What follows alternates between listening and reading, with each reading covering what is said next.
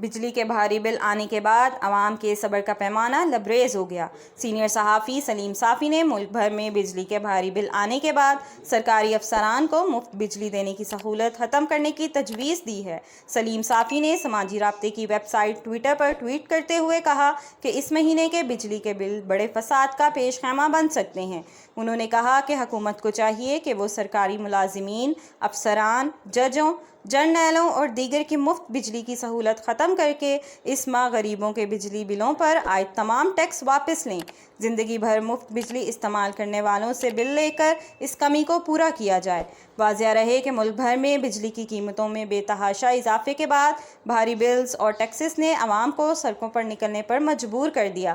ملک بھر کے چھوٹے بڑے شہروں میں عوام بجلی کے بلوں میں بے تحاشا اضافے کے خلاف شدید احتجاج ریکارڈ کروا رہے ہیں۔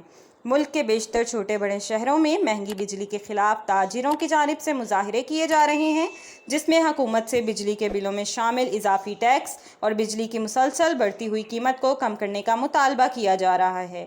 کئی مقامات پر مظاہرین نے بجلی کے بلوں کو نذر آتش کیا۔ احتجاجی مظاہروں میں خواتین بھی شریک ہو رہی ہیں۔ دوسری جانب بجلی کے زائد بلوں پر عوامی احتجاج میں شدت آ گئی، جس کے بعد ملک بھر میں بجلی کی تمام تقسیم کار کمپنیوں سے مربوط کوارڈینیشن کے لیے پاور ڈویژن میں مرکزی کنٹرول روم قائم کر دیا گیا۔ کنٹرول روم میں تعینات افسران تقسیم کار کمپنیوں اور متعلقہ صوبوں کے آئی جیز اور چیف سیکرٹری سے امن و امان کی صورتحال بگڑنے پر رابطہ قائم کرے گا۔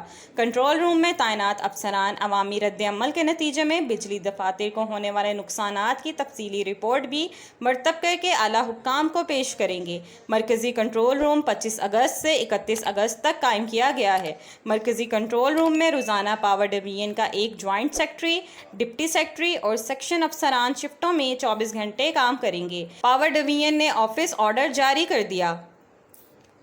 پلیز ہماری ویڈیوز کو لائک کیجیے گا، چینل سبسکرائب کیجیے گا اور بیل آئیکن کو کلک کرنا مت بھولیے گا تاکہ مزید معلومات کا سلسلہ آپ تک جاری رہے۔